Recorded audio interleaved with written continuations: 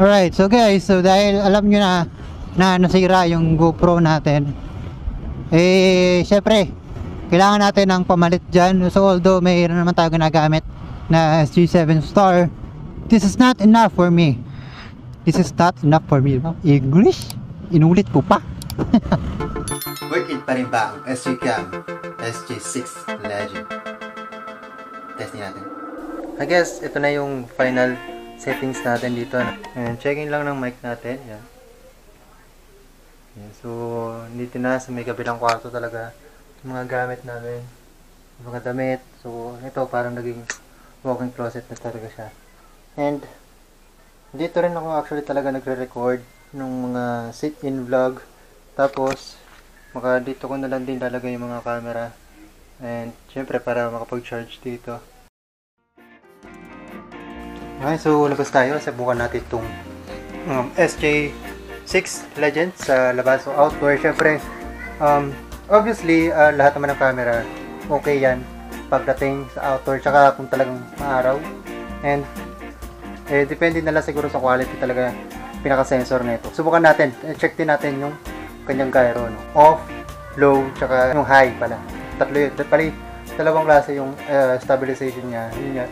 Yung low tsaka yung high. So, testing natin. Yeah. So, yeah. Ayan, umaaraw. Kamusta yung testing. Handheld only. Naka-low ang kanyang gyro.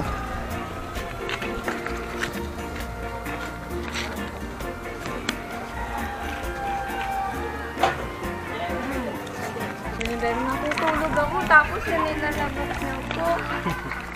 Pagka naman ayaw kong maglabas, ay gusto kong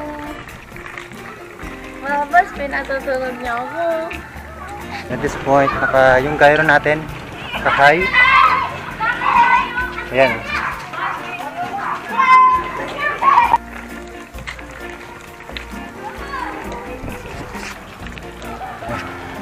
Tingnan natin ha. Handheld only. Kamay-kamay lang talaga.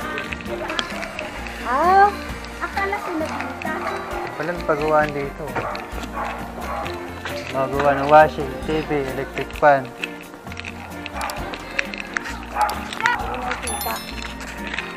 Di ba yan yung pinigyan natin natin? Ito, for sale. One or two. Mga bayan yan, lupa. May balik tayo sa low setting ng gyro.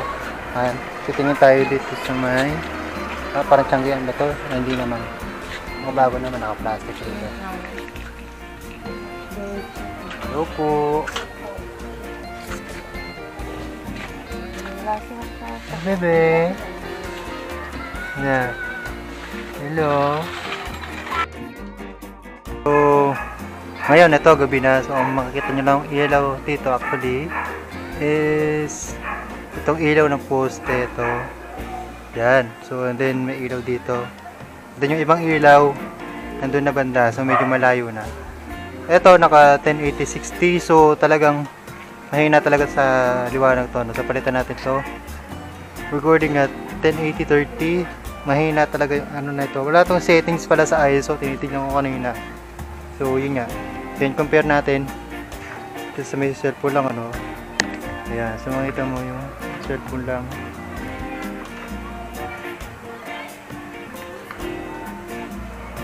Ayan. So, ito, para sa akin, hindi ko magagamit to. Hindi ko magagamit to para sa low light, ano. Hindi din masyado. Siguro, may ano pa, ano, headlight, ilaw ng headlight. Pwede, pero hindi rin, ano talaga, madilim din talaga.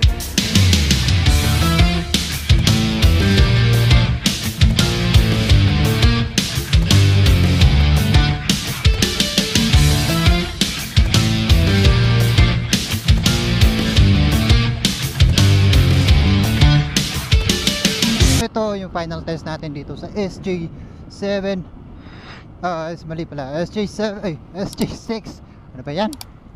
Ito yung final test natin sa SG6 Legend na Ito, sinusubukan natin. Ito, nakaraan na to yung ano, no, yung stabilization test. So sa ngayon, gamit din natin yung gyro. So, dahil sa tingin ko naman, okay naman to gamitin pagka nagra-ride. Nakalulan din tayo, ano. I don't know kung nakikita yung pinaka ano. Ngayon pa lang naman testing actually. And also, yung isa pala nakita nyo kanina, na footage.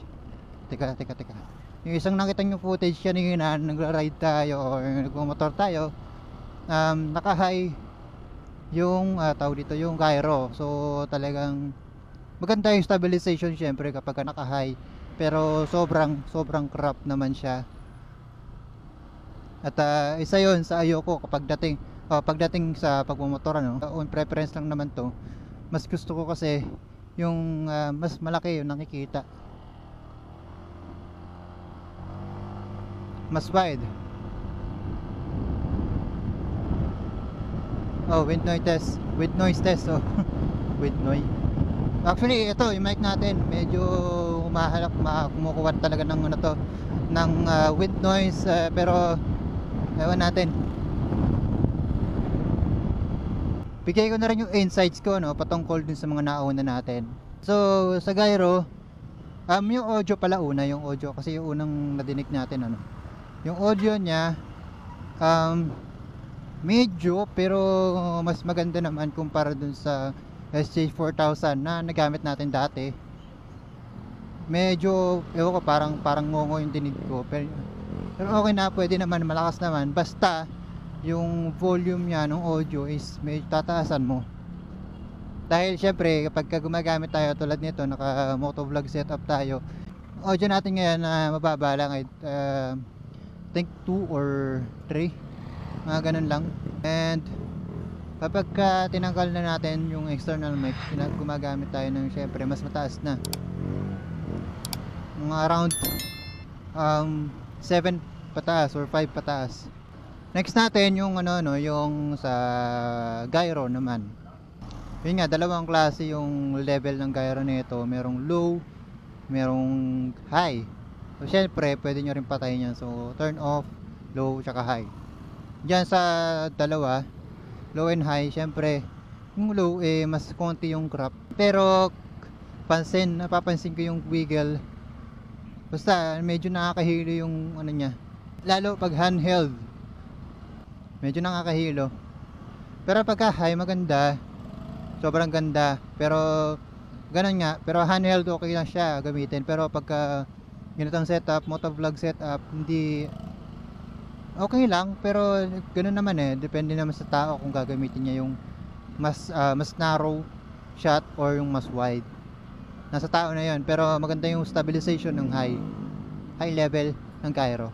Yung low light situations naman, I think sinabi ko na doon, nakita ko na yung pinaka input talaga. Hindi ko magagamit to pang motovlog sa low light pagka gabi. Dahil hindi ko basta para sa akin lang naman. Kayo kung gusto niyo naman gamitin yung SJ6 sa gabi, nasa sa inyo naman po yun. Pero ako, para sa akin, yung low light capability niya hindi ganun kaganda.